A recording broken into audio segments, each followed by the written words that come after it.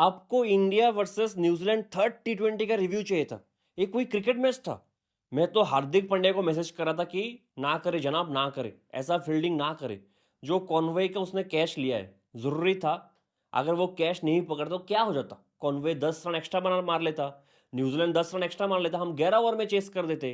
World cup आ रहा है, अगर हार्दिक पांड्या ऐसे फील्डिंग करेगा और इंजर्ड हो जाएगा तो जो प्रॉब्लम होगा वो बहुत बड़ा है। कॉनवे ऐसे भी टी20 बैट्समैन है नहीं। एक बायलैटरल सीरीज के लिए और एटलीस्ट न्यूजीलैंड जैसे टीम के लिए ऐसा फील्डिंग करना हार्दिक पांड्या का बिल्कुल नहीं बनता है। तो मैं इस बात पे बिजी हो गया था कि हार्दिक पांड्या को टेस्ट कर रहा था कि कर ना जनाब, ऐसे चीजें आप ना करें फील्डिंग पे, ठीक है। थोड़ा सा लेट इसलिए भी हो गया क्योंकि मैं देख रहा था कि युवराज सिंह ने संजू सैमसन को क्या ट्रेनिंग दिया है, लेकिन मुझे कुछ मिला नहीं खास इन्फॉर्मेशन। क्योंकि ट्रेनिंग के बाद संजू अलग ही बैट्समैन बन गया है, ठीक है। और एक चीज़ मैंने नोटिस किया है, जब जब अभिषेक शर्मा गोल्डन डक पे आउट होता है तब युवराज सिंह का कोई ट्वीट नहीं आता। जैसे ही अभिषेक शर्मा कुछ तोड़फोड़ खेलता है, 1 सेकंड पे युवराज सिंह का ट्वीट आ जाता है ये बोलने के लिए कि इसको ट्रेनिंग मैंने दी है। बट जोक सेपट ट्रेनिंग तो बेहतरीन दिया है, नो डाउट इन दैट। आपको ये याद होना चाहिए, जब सेकेंड टी20 हुआ था इंडिया और न्यूजीलैंड का, ठीक है, जहाँ पे इंडिया ने 209 15 ओवर चेस कर दिया, अश्विन ने एक चीज़ कहा था। अश्विन ने कहा कि उनको बहुत बुरा लगता है न्यूजीलैंड के प्लेयर्स के लिए, स्पेशली न्यूजीलैंड की बॉलर्स के लिए। न्यूजीलैंड के बॉलर्स ये सब डिजर्व नहीं करते, ऐसा फ्लैट पिच जहाँ पे ड्यू आ रहा है, मार पे मार खा रहे हैं। तो अश्विन के हिसाब से अगर क्रिकेट को बैट्समैन का ही गेम बना कर रखना है तो बॉलिंग मशीन लगा दो, बैट्समैन को बोलो मारे, और फिर दूसरा टीम आके बॉलिंग मशीन के सामने आके चेस कर देगा। मुझे अश्विन से एक ही सवाल है, आप न्यूजीलैंड के बैट्समैन को क्यों नहीं बोलते कि थोड़ा बैटिंग सीख ले, टी20 में कैसे बैटिंग करता है। इनको बैटिंग करना आता ही नहीं है। गुवाहाटी के पिच पे लोग 154 155 बना रहे हैं। एक लेग स्पिनर को ये लोग 4 ओवर पे 8 रन मार रहे सिर्फ। जहां पे हमने वरुण चक्रवर्ती को बाहर कर दिया, उधर भी आप 20 ओवर में 200 रन नहीं बना पा रहे हो। इतना खराब बैटिंग आपका। हमारे बॉलर्स भी तो बॉलर्स है ना। हमारे बॉलर्स भी तो ऐसे कंडीशन में टॉस हार के भी बाद में बॉलिंग करते हैं हमारे बॉलर्स भी। अगर मैं तो चाहता हूं, बुरा मुझे लगता है न्यूजीलैंड के लिए कि क्यों टी20 खेलना है। हिम्मत टूट चुका होगा कि ये टी20 का हम जीत नहीं सकते, हम क्यों खेल रहे, हम क्या कर रहे हैं इंडिया में, है ना। मेरा ऑप्शन ये है कि न्यूजीलैंड के बॉलर्स बॉलिंग ना करे, बॉलिंग मशीन लगा दे, ठीक है। नहीं, न्यूजीलैंड हमारे बॉलर्स बॉलिंग ना करे, बॉलिंग मशीन लगा दे, न्यूजीलैंड के बैट्समैन को जितना मारना है बॉलिंग मशीन से मार दे। फिर न्यूजीलैंड के बॉलर्स हमारे बैट्समैन को बैटिंग करे, जितना उन्होंने मशीन से रन बनाए उतना ज़्यादा हम 15 ओवर्स में चेस कर देंगे। ये मेरा चैलेंज है। क्योंकि बैट्समैन का बहुत खराब, मैं पहले भी कह चुका हूँ, न्यूजीलैंड टी20 में बहुत ही खराब टीम है। 2024 टी20 वर्ल्ड कप में ग्रुप स्टेज में बाहर हो गया था। उस वर्ल्ड कप के बाद 3 बड़ी टीम के साथ इन्होंने टी20 सीरीज खेला है, बायलैटरल सीरीज, एक ऑस्ट्रेलिया, एक इंग्लैंड और अभी इंडिया। अभी तक एक मैच नहीं जीता किसी के साथ।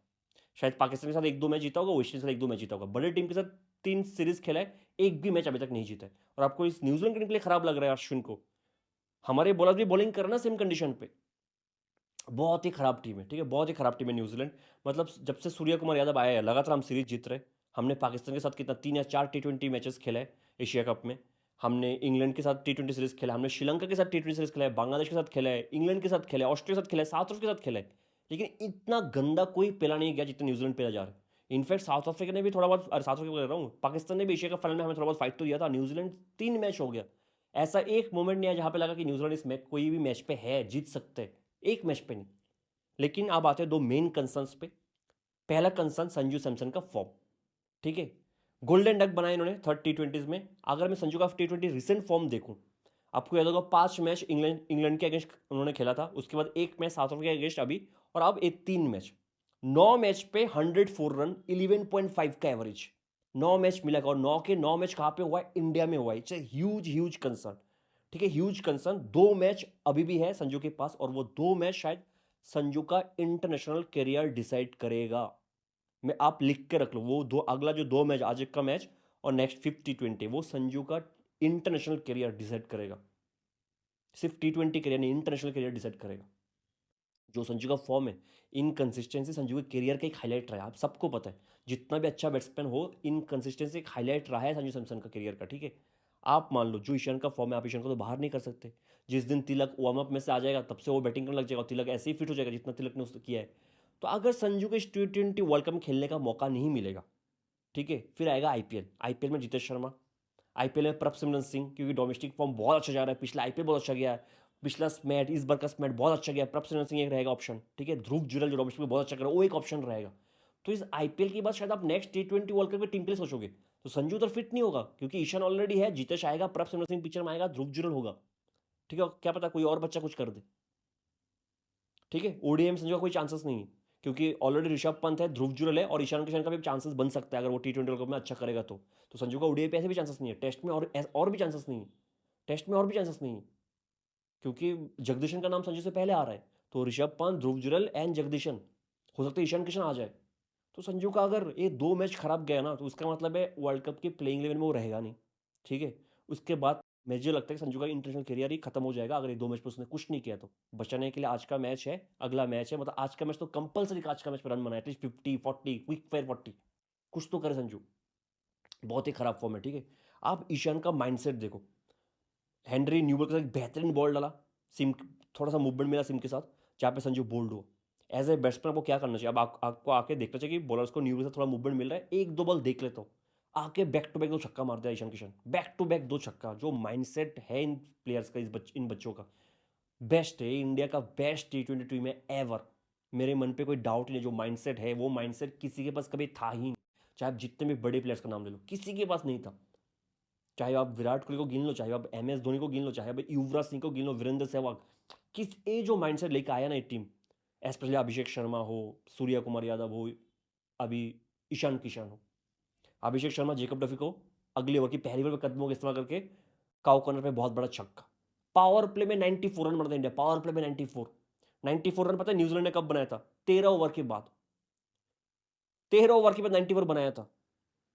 अभिषेक Sharma 14 ball 50, second first 50 for Indian T20 international. जितना मुझे याद है 2007 में युवराज सिंह ने 12 बॉल बनाया था इंग्लैंड के अगेंस्ट, वो तो सबको पता है।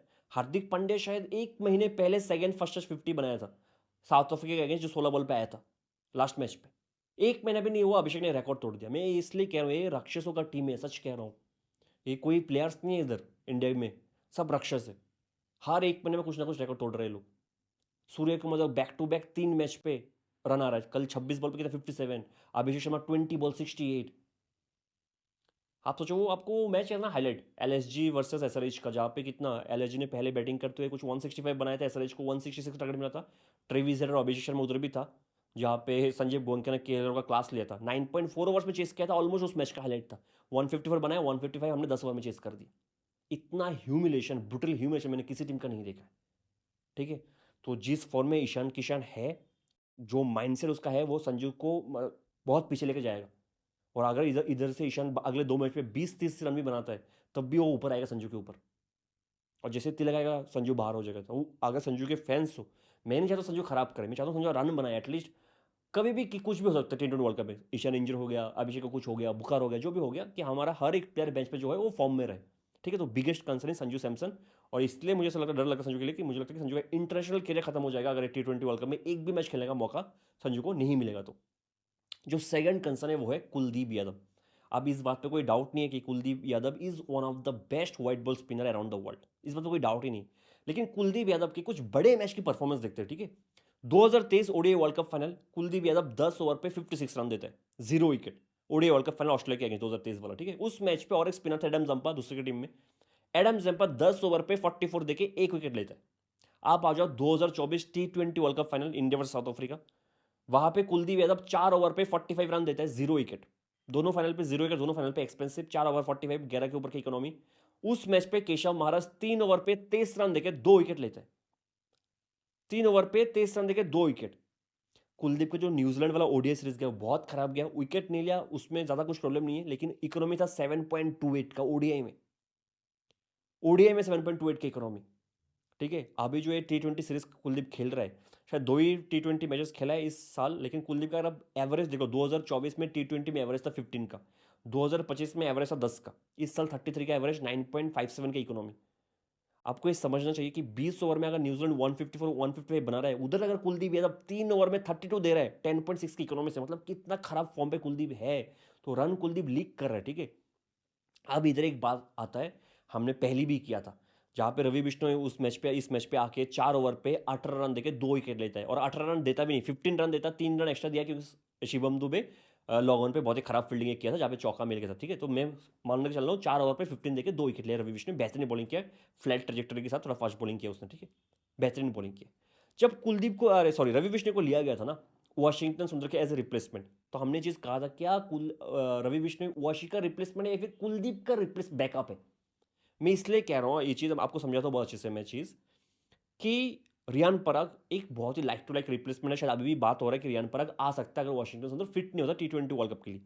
Now there is no doubt कि Riyan Parag is a great player, great player, मुझे बहुत पसंद है। थोड़ा सा शायद अगर एटीट्यूड पे काम करेगा तो बहुत अच्छा कर सकता है, ठीक है।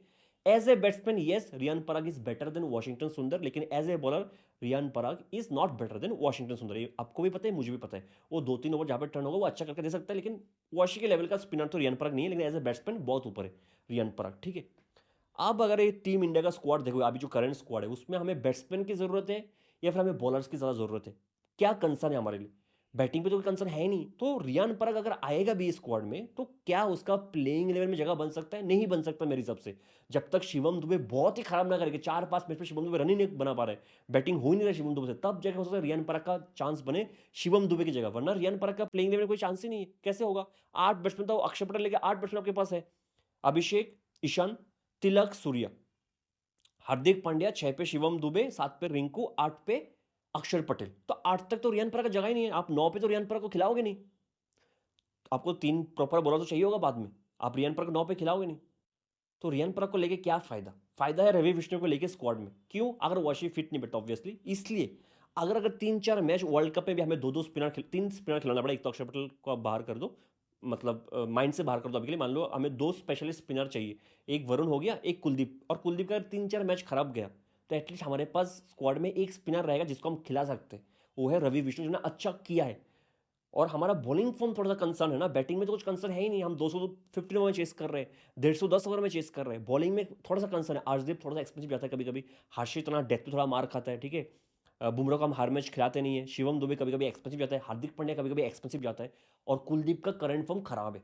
तो अगर हमें दोनों जो है हमारा, एक बैटिंग एक बॉलिंग, दोनों को कंसर्न करके देखे तो बॉलिंग थोड़ा सा कंसर्न है हमारा, बैटिंग तो कंसर्न है ही नहीं। तो अगर कुलदीप खराब करते T20 वर्ल्ड कप में और रवि बिश्नोई स्क्वाड में रहता है तो एक बहुत बड़ा हमारे पास वो हो जाएगा कि रवि बिश्नोई को खिला लेते हैं बेटर। लेकिन रियान पराग क्या आने से रवि बिश्नोई को बाहर जाना पड़ेगा स्क्वाड से।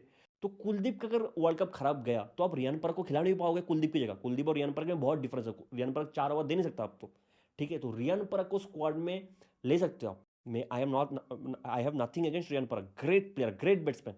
लेकिन मैं इधर बॉलर की बात कर रहा हूँ, ठीक है। क्योंकि ऐसे भी रियान पराग का प्लेइंग इलेवन में मेरे से जगह नहीं बनेगा जब तक शिवम दुबे खराब ना करे, ठीक है। तो मैं चाहता हूँ कि रवि बिश्नोई के साथ जाए टीम इंडिया, ताकि कुलदीप का अगर कुछ भगवान ना करे ऐसा हो लेकिन खराब गया तो रवि बिश्नोई एक अच्छा आपको रिप्लेसमेंट मिल सकता है, ऐसा मुझे लगता है। तो as a backup of Kuldeep Yadav आप रवि बिश्नोई को लेके जा सकते हो, ये बोल के कि वॉशिंगटन का रिप्लेसमेंट ए है, अगर वॉशिंगटन फिट नहीं बैठता हाइपोथेटिकल कंडीशन में, ठीक है। क्योंकि उसका शायद अभी तक फिटनेस का कुछ अपडेट आया नहीं है।